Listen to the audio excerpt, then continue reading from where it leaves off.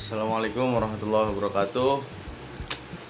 Alhamdulillah, pada kesempatan kali ini kami dari kelompok 8 akan mempersembahkan satu materi, yaitu dasar sistem pengajaran. Bagaimana kelanjutannya? Ikuti terus. Assalamualaikum warahmatullahi wabarakatuh. Di sini saya Aditya Gamar dari kelas Tarbiyah ingin menyampaikan tentang teori dasar sistem pengajaran. Pertama, yaitu pengertian sistem. Sistem merupakan konsep yang bersifat abstrak dan memiliki cakupan makna yang luas. Sistem dapat dipahami sebagai kesatuan yang tersusun dari berbagai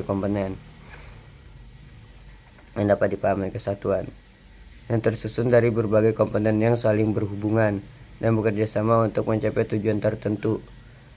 Pandangan ini menegaskan bahwa suatu sistem tidak dapat berdiri dari satu unsur saja. Bahwa suatu sistem tidak dapat berdiri dari suatu unsur saja, melainkan terbentuk dari interaksi antar unsur yang ada. Kedua, sistem menurut para ahli. Umar Hamalik menjelaskan bahwa sistem adalah seperangkat komponen atau unsur yang saling berinteraksi untuk mencapai tujuan tertentu. Sejalan dengan pendapat tersebut tentang Muhammad Amirin, memandang sistem sebagai suatu keseluruhan yang kompleks dan terorganisir. Kedua, pendapat ini menunjukkan bahwa keterkaitan antar bagian merupakan ciri penting dalam sebuah sistem. Yang terakhir yaitu sistem pengajaran. Sistemnya itu pengajaran merupakan penerapan pendekatan sistem dalam kegiatan belajar mengajar. Sistem ini berupa berbagai unsur yang tersusun secara terorganisir, meliputi unsur manusia, ada material, fasilitas, perlengkapan, dan prosedur yang saling berinteraksi untuk mencapai tujuan pembelajaran. Unsur manusianya yang pertama itu ada siswa, guru, dan tenaga pendukung. Unsur material meliputi bahan ajar, bantu belajar, terus seperti buku dan media pembelajaran. Unsur fasilitas dan perlengkapan mencakup ruang kelas dan alat tulis atau alat bantu belajar. Sedangkan unsur prosedur berkaitan dengan metode, strategi, jadwal, dan evaluasi pembelajaran. Sekian dari saya. Mohon maaf. Assalamualaikum warahmatullahi wabarakatuh. Assalamualaikum warahmatullahi wabarakatuh. Perkenalkan, saya Ibnu Abbas Marpaung. Sini akan melanjutkan penjelasan materi makalah yang berjudul Dasar Sistem Pengajaran. Selanjutnya saya akan membahas tentang pendekatan sistem. Di pendekatan sistem ini ada 2 poin penting yang akan saya jelaskan. Yang pertama yaitu pendekatan sistem melihat pengajaran sebagai satu kesatuan yang utuh dan tersusun dari berbagai unsur yang saling berkaitan. Pengajaran tidak dibangun oleh satu komponen tunggal, tetapi oleh bagian-bagian yang bekerja bersama untuk mencapai tujuan tertentu. Terus poin yang keduanya yaitu dalam bidang pendidikan, pendekatan ini menegaskan bahwa keberhasilan pembelajaran sangat dipengaruhi oleh keterkaitan antara tujuan, materi, metode, media, peserta didik, pendidik, dan evaluasi. Karena itu, setiap komponen perlu dipahami perannya dan disusun secara terencana agar proses pembelajaran berjalan efektif. Selanjutnya yaitu pembahasan yang kedua, pendekatan sistem dalam pendidikan. Pada dasarnya, sistem bersifat system of interest, yaitu sistem yang ditentukan berdasarkan batasan yang ditetapkan. Dalam pendidikan, lembaga, kelas, maupun kegiatan pembelajaran yang dapat dipandang sebagai suatu sistem sesuai sudut pandang yang digunakan. Sesuai contoh, dosen, mahasiswa, dan tenaga kependidikan membentuk satu sistem dalam sebuah lembaga pendidikan. Namun, lembaga tersebut juga dapat dipahami sebagai bagian dari sistem pendidikan yang lebih luas. Penentuan batas sistem diperlukan agar pembahasan pengajaran tetap fokus dan tidak melebar. Baiklah, sampai situ saja penjelasan dari saya. Terima kasih. Baik, selanjutnya saya akan melanjutkan penjelasan dari Ibnu Abbas, yaitu tentang masalah pengajaran. Masalah dalam pengajaran timbul ketika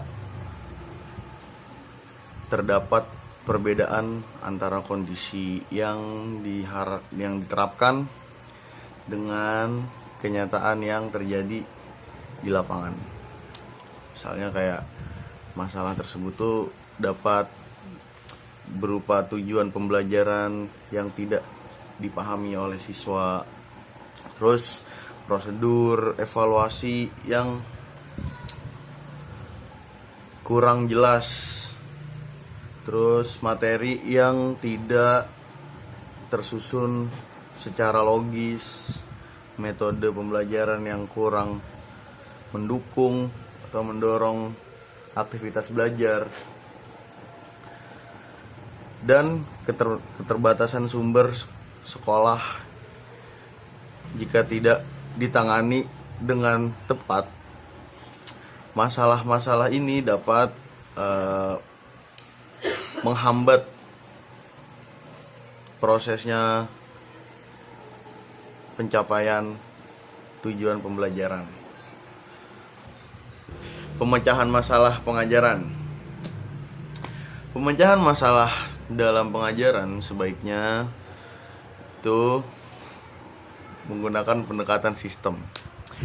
Proses pemecahan dimulai dengan merumuskan masalah secara jelas, kemudian dilakukan analisis untuk mengetahui penyebabnya. Setelah itu dilakukan pemilihan dan penggabungan alternatif solusi guna memperoleh pemecahan yang paling tepat. Solusi yang dipilih dilaksanakan secara terkendali, lalu dievaluasi hasilnya dan diperbaiki jika masih ditemukan kekurangan. Selanjutnya yaitu strategi dasar merancang sistem pengajaran. Strategi dasar dalam merancang sistem pengajaran merupakan rencana untuk melaksanakan proses perancangan pembelajaran secara terarah. Perancangan sistem pengajaran dilakukan melalui 3 tahap utama, yaitu menganalisis tuntutan sistem, menyusun desain sistem pengajaran, dan menilai dampak dari sistem yang telah diterapkan. Strategi ini bertujuan agar sistem pengajaran yang dirancang benar-benar mendukung terjadinya proses belajar pada siswa. Di sini saya akan menyampaikan kesimpulan tentang dasar sistem pengajaran menempatkan pembelajaran sebagai suatu sistem yang tersusun dari berbagai unsur yang saling berhubungan. Pendekatan sistem membantu melihat pengajaran secara menyeluruh, bukan sebagai kegiatan terpisah-pisah. Sistem pengajaran mengintegrasikan unsur manusia, bahan ajar, fasilitas, perlengkapan, dan prosedur agar tujuan pembelajaran dapat tercapai. Dalam pelaksanaannya, pengajaran sering menghadapi berbagai masalah sehingga diperlukan pemecahan masalah dengan pendekatan sistem yang terencana dan bertahap. Oleh karena itu, strategi dasar dalam merancang sistem pengajaran menjadi penting agar proses mengajar berlangsung efektif dan efisien serta benar-benar mendukung terjadinya proses belajar pada siswa. Oke.